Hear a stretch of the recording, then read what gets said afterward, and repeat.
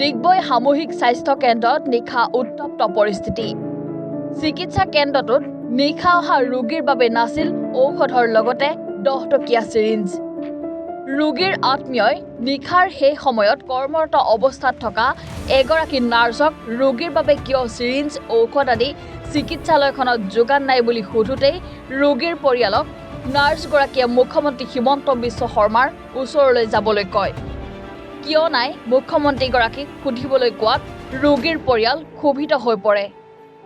তাৰ পাছতেই চিকিৎসক হিচাপে কৰ্মৰত অৱস্থাত থকা মুখাৰ্জী উপাধিৰ চিকিৎসকজনেও তৰ্ক বিতৰ্ক লাগে ৰোগীৰ পৰিয়ালৰ সৈতে।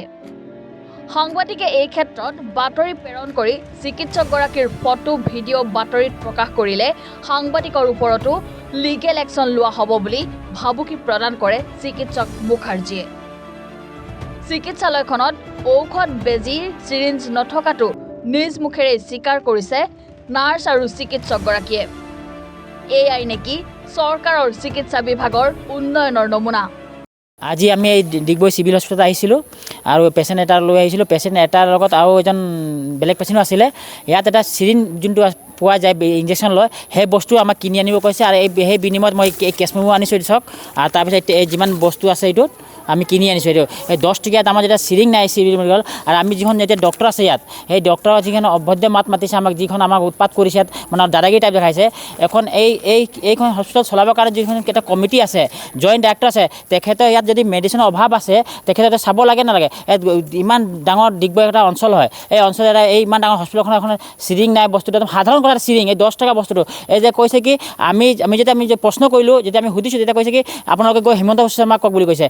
যদি আমি ডিগবৈ চিভিলৰ কথা যদি আমি আমাৰ মুখ্যমন্ত্ৰীক যদি সুধিব লগা হয় তেতিয়াহ'লে থাকিলে কি? আৰু সিহঁতে কাৰ ছত্ৰছায়াত কাৰ আদেশত সিহঁতে যে ভয় ভাৱ নোহোৱাকৈ ইমান ডেমকিয়াকৈ মানুহ যে পাব্লিকৰ লগত এনেকৈ কথা পাতিছে সিহঁতে, যে আজি ষ্টাফত থকা, আজি এতিয়া ডিউটিত থকা সিহঁতে কৈছে যে গৈ হিমন্ত বিশ্ব শৰ্মাক কথা কওক আপোনালোকে তেখেতক সোধক যে আপোনালোকে। এই যোনজন ডক্টৰ আছিল তেখেতে কৈছে আৰু যোনজন নাৰ্ছ এতিয়া বাইদেউ ডিউটি আছে তেখেতে কৈছে মানে। এতিয়া চাওক আপোনালোকে এই 20 এইটো মোৰ কেছ মুভিহে, মই জানি শুনি কেছ মুভিটো বনাই আনিছোঁ। চাওক এইটো এই কেছ মুভিটো চাওক, এতিয়া আনিছোঁ। এইটো ইয়াতে চিৰিঙৰ দামো লিখা আছে, এটা বেজী আছে ইয়াত। বস্তু যিমানটা লিখি দিলে এটা বস্তু ইয়াত পোৱা নগ'ল। আৰু ঠিক তেনেকৈ মোৰ লগত আৰু এজন গেছৰ প্ৰব্লেম আছিল, তেখেতেও লিখিছিল, তেখেতেও সেই কিনি আনিছে। আৰু ইয়াত তাৰ বিনিময়ে আমাক কি কৈছে যে আপোনালোকে কিনি বদলি দিয়ক, তাৰপিছত আমি ইয়াত মাৰিম বুলি কৈছে। এই যদি বদলিয়ে দিব লগা হয় তেতিয়াহ'লে ডিগবৈ চিভিল তলা মাৰি দিয়ক। আপোনালোকে দিনে আহক ৰাতি আহক, আমি সকলো বস্তু দৰৱ পোৱা নাযায়। আৰু সিহঁতৰ এই ডিগবৈ চিভিল হস্পিটেলখন কাৰ সাহসত যে সিহঁতে এনেকুৱা যে দম দাদাগি যে কথা পাতিছে। আৰু যিমান আমি সেইদিনা এটা নিউজ বনাইছিলোঁ, আজি এটা নিউজ বনাইছোঁ, আপোনালোকে যিকোনো দৰৱ পাতি হৈ চাওক আপুনি ইয়াত নাপায়। খালি আৰ্টিলাখন বনাই দিলে নহ'ব নহয়, বিল্ডিংখন তৰি দিলে নহ'ব নহয়, ডক্টৰ থাকিলে নহ'ব নহয়। মেইন পেচেণ্টৰ কাৰণে লাগে ডক্টৰ, দৰৱ লাগে। আজি ডক্টৰখন আছে, দৰৱ নাই। আজি লিপ্ত হৈছিলে আপোনালোকৰ লগত? হয় হয়, হাতৰ পৰা কৈছে, ধাক্কা মাৰিছে, উল্টা দাদাগি দেখাইছে। আপুনি কি কৰিব কয়, ভিডিঅ' বনাব বুলি কৈছে। ইয়াত যোনটো চিকিউৰিটি গাৰ্ড আছে তেখেতক কৈছে যে ভিডিঅ' বনাবৰ কাৰণে।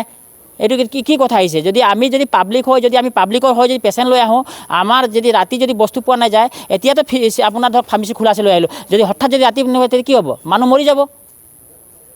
সেইটো কাৰণে যদি মই অসম চৰকাৰক, আমাৰ মুখ্যমন্ত্ৰী ডাঙৰীয়াক আহ্বান কৰিছোঁ যে আপোনালোকে এইটো ডিগবৈত যোনটো আপোনাৰ চিভিল হস্পিটেল আছে, ডিগবৈ সমষ্টিত যোনটো চিভিল হস্পিটেল আছে, তেখেত তদন্ত কৰক। আৰু আপোনালোক যিখন আপোনাৰ জইণ্ট ডক্টৰ আছে তেখেতৰ লগত কথা কৰক। এতিয়া ডক্টৰে কৈছে যে আমি লিখি দিছোঁ, আমাক তাৰ পৰা যোগান নধৰে বুলি কৈছে। জইণ্ট ডক্টৰে নধৰে বুলি কৈছে। আমাৰ লগত এপ্লিকেশ্যন দিয়া আছে বুলি কৈছে। যি বস্তু আমাৰ লগত নাই সেই এপ্লিকেশ্যন দিয়া আছে বুলি কৈছে। সেইকাৰণে মই মোৰ ফালৰ পৰা অনুৰোধ কৰিছোঁ যাতে আজি ইয়াত তদন্ত কৰক। আৰু এইটো কাৰণে মই ৰাইজৰ কথা কৈছোঁ যে সকলো কাৰণে ডিগবৈবাসী ৰাইজৰ কাৰণে ভাল হ'ব। আৰু যদি যিমান সোনকালে পাৰে সিমান ইয়াকে এটা ইনকুৱাৰী এটা চলাওক। কোন আছিলে ডক্টৰ নামজন মই নাজানো, কি ডক্টৰ আছে, এতিয়া জাষ্ট এই ডিউটিত আছে মানে। ডিগবৈৰ পৰা হিৰণ্য ৰাজবংশীৰ ৰিপৰ্ট, এনি ভাৰত 24।